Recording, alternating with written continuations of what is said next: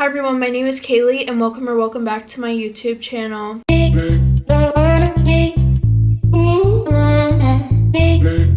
Good morning everybody, Merry Christmas if you celebrate Christmas. I am super surprised that Christmas came this fast because it feels like just yesterday it was my birthday. But anyways, as promised last week, today is going to be a short story time. I wasn't exactly planning on posting today, but it is Christmas and I wanted to give you guys a little Christmas present, you know. Anyway, so we are going to get right into the story time. I'm going to bring you guys up close. There we go. Okay, so I am going to be doing more of a natural look today just because I do have places to go. But before we get into that, I am going to do my little rundown for those of you who might be new. So for most of the video, I will be looking in this direction because my mirror's over here and I would like to see what I am doing. I do tell these story times in a first person point of view, so if you don't like that, feel free to click out of the video. And most of these story times, if not all, are sent in from anonymous users. Okay, sorry if my eyes look watery. I had to put my contacts in. But anyways, let's get into today's story time. Story time about why my best friend cut me off. So a little background information. I was 24 and I had a full-time job working as a nurse when this all happened. Well, I had been best friends with this girl since probably 7th grade, and as soon as she turned 21 she got pregnant, she got married. Personally, that couldn't have been me. I didn't want children, I was not interested, I wanted to live my life. I didn't want any little freaking Oompa Loompas running around my house yet. But she was super excited until, just like any story of a girl getting pregnant young, her husband filed for divorce literally after 3 months of them being married to go and date some girl who just turned 18. And he was not interested in any part of my best friend. He signed over his rights. He didn't want the kid. He pretty much said, peace out.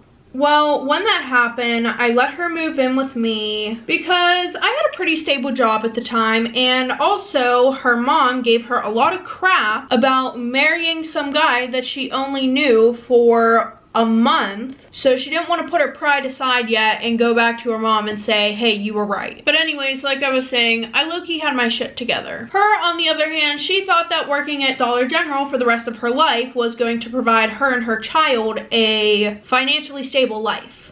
Now, no offense to anybody who works at Dollar General, but when you don't have a significant other who's also making income, I personally just don't see how you could survive. Unless you find a very cheap apartment. But you know what? No hate here. Get your money, sis. Anyway, so fast forward 6 years later, she's living at her mother's house. She ended up moving out of my house probably 6 months after being here because she would smoke weed in my house when I wasn't there and have random guys over 24/7. First of all, I lived in an apartment building. Okay, so all my neighbors could smell the weed. I was getting the cops called on me 24/7. Not to mention the guys that she would invite over would eat all of my food in the apartment. The food that I paid for. I didn't make her, you know, put in any money for the food because she had to worry about formula, diapers, and other things, right? Not only that, she's smoking around her child, and she was smoking while she was pregnant with him. Like, girl, get it together, please. So, like I said, she moved out. She moved back in with her mom, actually, and we ended up getting over the fight, of course. You know, she apologized. She was like, I was going through a really rough time, to be honest, you know. So around this time, her kid was 6 years old, and she decided that she wanted to go back to college so that way she could provide a financially stable life for her and her kid. So she needed somebody to watch her kid on the few nights that she had to go to class because she did most of it online. And I was so happy for her that I decided that I would help her out because I had already finished college. I had a financially stable job. Well, at this point during my life, I had been dating a guy for 3 years and we had 2 dogs, and him and I were soon thinking about having kids. Well, the one night I am watching her son, he was playing in the living room while I was in the kitchen making dinner. And eventually I went in the living room to tell him that dinner was ready. And I walk in on this little gremlin poking my 20-pound dog with a fire poker. Yes, one of the metal things that looks like the freaking thing that Poseidon carries with the 3 little sticks, like the prongs. So I walk over to him and I'm like, what the fuck is wrong with you? My exact words. So I ripped it out of his hands and put it back where it goes, and I grabbed his hand and I smacked his fingers. Like, I don't think you get it. When I walked in there, my dog is in a corner physically shaking with its head down.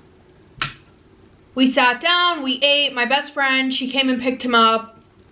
That was done. And I wasn't too mad about it because the thing is like, that was the first time that he had ever done it. At this point, I had been watching him for, I want to say like 5 months consistently, where he would come over my house. But you know, I thought it was just like, he learned his lesson, it's done, right? Well, a few days later, she came over to drop him off so that way I could watch him again. And before she left, she was like, hey, can I talk to you real quick? Of course, I probably already knew what it was about. She was like, so Gavin told me that last time he was here, you hit him. And I told her, this motherfucker was poking my fucking dog with the fire stick. So yeah, I smacked his hands. She was like, oh, well, you know, he doesn't mean any harm. He plays with the dogs like that at home. And I'm like, first of all, bitch, this ain't home.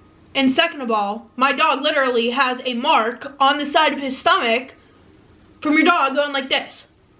Girl, anyways. So me being a little over dramatic, I was like, you know, that's how serial killers start, right? Not that her son's gonna turn out to be a serial killer, but you don't know. So fast forward 2 months, the one night he spent the night, and we hadn't had any problems that whole span of time. Well, in the morning, I realized that my dog was limping and the dog would not go near Gavin, because usually in the morning, to have Gavin get more used to the dog, I would let him feed the dog. Well, when Gavin went and poured his food, the dog, my dog was like, nope, that little boy has some screws loose in his head. I'm not going near him. So once Gavin left, I took my dog to the vet, and it turned out that he had a broken arm. So my dog was walking around in a cast 24/7. So just because I was skeptical that Gavin did something to my dog, I put a nanny cam in the living room because he would sleep downstairs on the couch. And the one night he's sleeping over again, I decided to look on the cameras. And if you're wondering why my dog was downstairs at this time,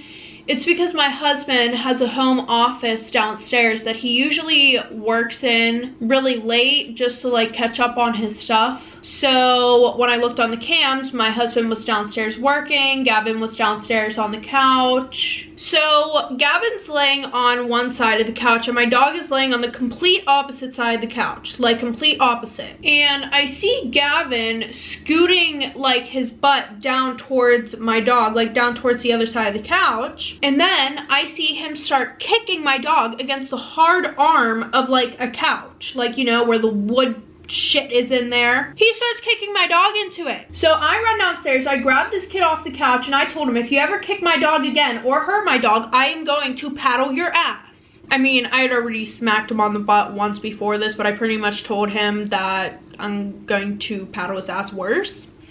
But anyways, so then he's like, I'm telling my mom, nah. Like, kid, you don't think I'll beat your mom's ass too?